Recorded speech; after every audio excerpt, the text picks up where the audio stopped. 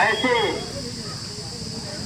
राजमाता देवी अहिल्याबाई के चरणों में कोटि कोटि नमन करते हुए प्रणाम करता हूं, अभिनंदन करता हूं। मातृशक्तियों और सर्व समाज की प्रेरणादायिनी, जिनके जीवन के बारे में हमारे अभी आदरणीय वक्तागण आपको बताएंगे और मैं भारतीय जनता पार्टी का छोटा कार्यकर्ता हूं, इसलिए मैं चाहता हूं कि मैं भी अपनी बात आपके बीच में रख करके, अपने विचार को रख करके आपसे साझा करूं। श्रद्धेय राजमाता देवी अहिल्याबाई,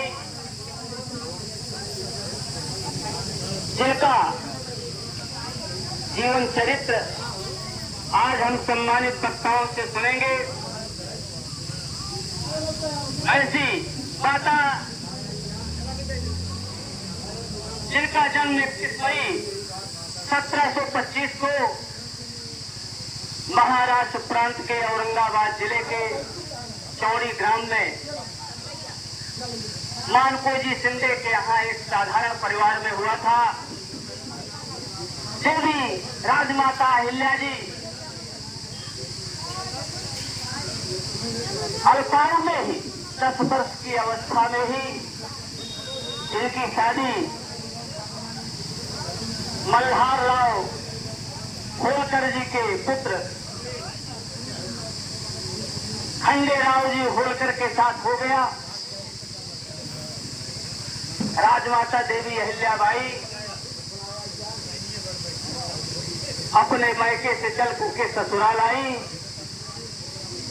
अपने सचरित्र, कर्तव्य, निष्ठा, उदारता और अपने अच्छे कार्यों से, सत्कार्यों से अपने परिवार का ही नहीं बल्कि समाज का और अपने राज्य के लोगों का भी दिल जीतने का काम किया।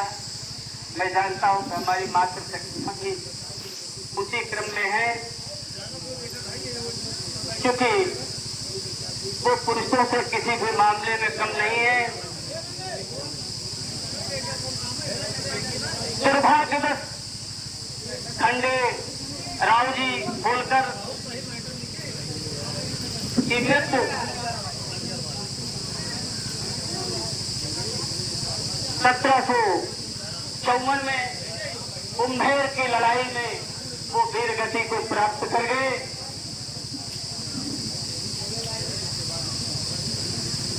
फिर भी राजमाता अहिल्याबाई ने विचार किया कि बगैर पति के जीवन अब तो संभव नहीं है। माताएं इस बात को भली भांति जानती हैं, लेकिन फिर भी वीरवर मल्हार राव होलकर जी ये बड़ा अनुनय बने किया कि हमने पुत्र को तो खो दिया है, बेटी तुम्हें मैं होना नहीं चाहता। इस राज का, इस परिवार का देख रेख और संभालने का काम कौन करेगा? क्योंकि परिवार से ज्यादा समाज के लोगों के प्रति उनकी जो निष्ठा थी, उनके प्रति जो उदारता थी, उनके प्रति जो सच्चे व्यवहार थे, उनका जो उपकार करने की उनमें कला थी, इस वजह से वो राजा साहब की बात को मान गई। 1745 में राजमाता देवी अहिल्याबाई ने 2 पुत्रों को, 2 संतान को जन्म दिया। एक पुत्र बालेराव होलकर और एक पुत्री मुक्ताबाई। हमारी मातृशक्तियां और हमारे सम्मानित जन जो हमारे सम्मुख बैठे हैं, मैं जानता हूं कि आप बेहतरी से हर बात को जानते हैं, लेकिन देवी अहिल्याबाई के चरित्र चित्रण को आज जीवंत बनाने के लिए हम सबके यशस्वी प्रधानमंत्री और हम सबके यशस्वी मुख्यमंत्री आदरणीय नरेंद्र भाई मोदी जी और आदरणीय योगी आदित्यनाथ जी, इसके पहले समाज में 51 साल रही कांग्रेस की सरकार में किसी को अहिल्याबाई की याद नहीं आई। आज भारतीय जनता पार्टी की सरकार आने के बाद राजमाता देवी अहिल्याबाई